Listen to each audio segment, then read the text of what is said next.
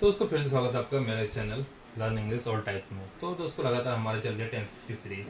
तो आज का जो टेंसेस है वो है present continuous tense. Last video में आपने देखा था पास्ट इंडेफिनिट के बारे में, उससे रिलेटेड सेंटेंसेस हमने देखे थे। आज हम पास्ट कंटिन्यूस टेंस के बारे में बात करेंगे। जैसा कि मैंने पहले ही बताया और आप देख भी चुके हैं कि इनकी डिटेल्स हम पढ़ चुके हैं पहले ही, क्या क्या लास्ट में आता है, क्या क्या हेल्पिंग वर्ब है, क्या टर्म्स कंडीशन होती है। लेकिन आज हम सीधे सेंटेंसेस बनाएंगे प्रैक्टिस के लिए। तो सबसे पहले हम पास्ट कंटिन्यूस के अफर्मेटिव वाले सेंटेंसेस बनाएंगे और उसका स्ट्रक्चर देखेंगे कि आखिर उसका स्ट्रक्चर किस तरीके से है। तो दोस्तों अगर हम अफर्मेटिव के सेंटेंस के स्ट्रक्चर की बात करें तो सबसे पहले आता है हमारा सब्जेक्ट। उसके बाद आते हैं दोस्तों हमारी हेल्पिंग वर्ब, और यहाँ पे हमारे जो पास में हमारी हेल्पिंग वर्ब है वो है वाज और वर। वाज और वर है, ठीक है। यहाँ पे हमारी जो हेल्पिंग वर्ब है वो है वाज और वर, और इसमें वर्ब की फर्स्ट फॉर्म आती है, पहले ही बता चुका हूँ, और प्लस में उसके साथ आईएनजी जुड़ जाएगा। और उसके बाद हमारा रह गया ऑब्जेक्ट। तो ये है दोस्तों हमारा इसका स्ट्रक्चर। पहला जो हम केवल अफर्मेटिव की बात कर रहे थे, पास्ट कंटिन्यूअस टेंस की अफर्मेटिव सेंटेंस की बात कर रहे हैं। एक चीज़ मैं और बताना चाहूँगा, वैसे मैंने पहले ये चीज़ आपको बताई हुई है कि जब भी आई, ही, सी, इट और नेम ये जब भी आते हैं ना दोस्तों, तो हमेशा हमारा क्या आता है, हमारा वॉज आता है। क्या आता है, इनके साथ हमारा हमेशा वॉज आता है, वहाँ पे हम वॉज का यूज करते हैं। और जब यू, वी, दे आता है तो वहाँ पे हम वर का यूज करते हैं। तो ये काफ़ी इंपॉर्टेंट है दोस्तों, अगर आप सेंटेंसेस बना रहे हैं इसके तो ये काफ़ी इंपॉर्टेंट है कि हमें वॉच का यूज कहाँ करना है और वर का यूज कहाँ करना है। तो सीधे सीधे हम बात करें तो एक वचन में हम इसका यूज करते हैं, बहुवचन में हम इसका यूज करते हैं। इसको सिंगुलर और प्लूरल भी कहते हैं। कभी भी अगर आई के साथ आप वर करेंगे तो बिल्कुल ऑड लगेगा, ही के साथ आप वर का यूज करेंगे तो काफ़ी ऑड लगेगा, सी के साथ आप वर का यूज करेंगे तो काफ़ी ऑड लगेगा। इन सब के साथ I was, he was, she was, it was, जैसे नाम है कोई भी, नेम मुकेश वॉज, तो वहाँ पे हमारा वॉज। अगर यू के साथ आप वॉज लगेगा तो ये बिल्कुल नहीं है। यू के साथ वर, यू वर, वी वर, दे वर, तो यहाँ पे हमारा वर आता है। तो ये हमारा इस तरीके से हमने यूज करना है, पहले भी हम इसको बता चुके हैं। अब हम कुछ सेंटेंसेस देखते हैं और उन्हें बनाने का प्रयास करते हैं। तो दोस्तों ये हमने सेंटेंसेस ले रखे हैं, ये देखिए अफर्मेटिव है ना, इसमें कोई नेगेटिव है ना इसमें कोई इंट्रोगेटिव है, सीधे से में हमारे अफर्मेटिव के सेंटेंसेस हैं। वह पढ़ रहा था, वही खेल रहे थे, मैं खाना खा रहा था, तुम फिल्म देख रहे थे। सीधे सीधे सेंटेंसेस हैं। वह के साथ आपको सबको पता है, पढ़ रहा था, मेल की बात हो रही है तो हमारा ही आता है। ही के साथ मैंने जैसा आपको बताया कि वो जाता है, ठीक है। वर्ब क्या है यहाँ पे, पढ़ना, पढ़ने का बोलते हैं दोस्तों स्टडी। आईएनजी इसमें लग जाती है तो ये हो गया ही वॉज स्टडीइंग। और वैसे मैंने पहले इनका बेसिक बताया भी है, आप खुद से भी एक बार बनाने का प्रयास कीजिए, वीडियो को पॉज कीजिए और खुद से एक बार बनाइए, उसके बाद चेक कीजिए कि आपका सही आ रहा है या गलत आ रहा है। अगला सेंटेंस है दोस्तों, वही खेल रहे थे, वही के साथ मैंने बताया हमेशा दे आता है।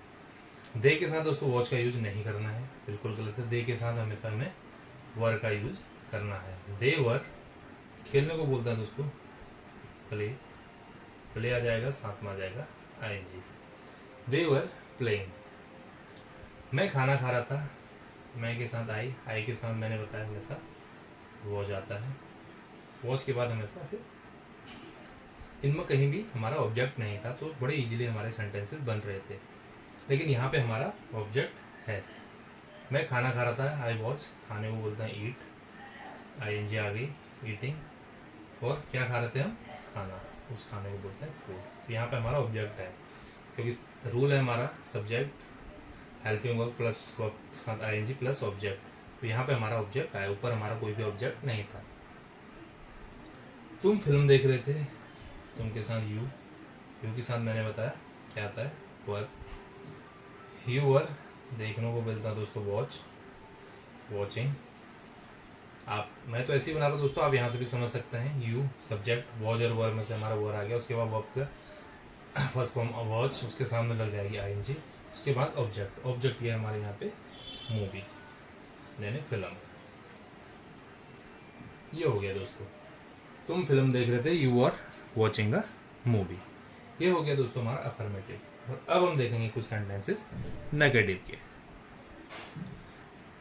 तो दोस्तों अगला है हमारा नेगेटिव सेंटेंसेस। अब पहले हम बात करते हैं इसके स्ट्रक्चर की। तो स्ट्रक्चर में कोई ज़्यादा चेंज हमारा नहीं आएगा, सब्जेक्ट वही रहेगा, वॉज वही रहेगा, इन दोनों के बीच में केवल हमारा यहाँ पे नोट लग जाएगा, केवल हमारा नोट लग जाएगा। उसके बाद आएगी वर्ब की फर्स्ट फॉर्म के साथ आएंगे, उसके बाद हमारा ऑब्जेक्ट। तो बाकी सब कुछ सेम रहेगा, वॉज इसी के साथ, वर्ब इसी के साथ। तो देखते हैं इसके नेगेटिव वाले सेंटेंसेस। पहले खुद से बनाइए और वीडियो पॉज करने के बाद देखिए कि आपको कितना गलत कितना सही आपका हुआ है। वह सो नहीं रहा था, वह सो नहीं रहा था।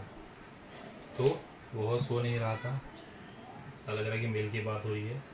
तो ही के साथ वो आपकी हेल्पिंग वॉज आ गई, ही के साथ हमारे, मैंने पहले बताया था कि हमारा वॉज आता है, वॉच के साथ आ गया हमारा नॉट। उसके बाद सोने को हम बोलते हैं स्लीप, स्लीप के साथ आएगी हमारी आईएनजी। ऑब्जेक्ट इसमें कुछ भी नहीं है, वह सो नहीं रहा था, ही वॉज नॉट स्लीपिंग। वे गाना नहीं गा रही थी, यानी कि नहीं गा रहे थे भी आप इसको बोल सकते हैं, क्योंकि अगर दे है तो यहाँ पे इसका मतलब बहुत सारे लोग हैं। वे गाना नहीं गा रहे थे, तो दे के साथ मैंने बताया हमेशा वर आएगा, दे वर नॉट। उसके बाद हमारा लग जाएगा नॉट सिंगिंग, सिंगिंग सिंग मतलब गाना, उसके साथ लग जाएगा आईएनजी। गाना नहीं गा रही थी, a song, singing a song. Song मतलब गाना, सिंग जो गाने को बोलते हैं, सिंग किया आपने, गाया। तो they were not singing a song. मैं टीवी नहीं देख रहा था, आई के साथ आता है हमेशा वॉच, तो आई वॉज नॉट आ जाएगा, नॉट देखना को बोलते हैं वॉच, उसके साथ आ जाएगा ING. I was not watching, क्या नहीं वॉच कर रहे हैं यहाँ पे, ऑब्जेक्ट क्या है, टीवी। मैं टीवी नहीं देख रहा था, आई वॉच, या कोई वॉच बोलते हैं, कोई वॉच बोलते हैं, आई वॉज नॉट वॉचिंग टीवी। तुम फिल्म नहीं देख रहे थे, यू के साथ मैंने बताया हमेशा वर आता है, यू वर, वर के बाद आएगा नॉट। यहाँ पे भी देखने की बात हो रही है, तो यू वर नॉट वॉचिंग, क्या देखने की बात हो रही है, movie. You are not watching movie, तुम फिल्म नहीं देख रहे थे। तो दोस्तों ये देखिए कितने इजी तरीके से हमारे इसके नेगेटिव सेंटेंस भी बन गए। अगर एक बार आपको स्ट्रक्चर पता है, एक बार आपको रूल पता है कि हेल्पिंग वर्ब किस तरीके से यूज करनी है, तो आपके बड़े इजी तरीके से सेंटेंसेस यहाँ पे बन जाते हैं। अब अगला देखते हैं दोस्तों इंट्रोगेटिव। तो अगला है हमारा इंट्रोगेटिव सेंटेंसेस। अगला है इंट्रोगेटिव सेंटेंसेस। सबसे पहले बात करते हैं इसके स्ट्रक्चर की।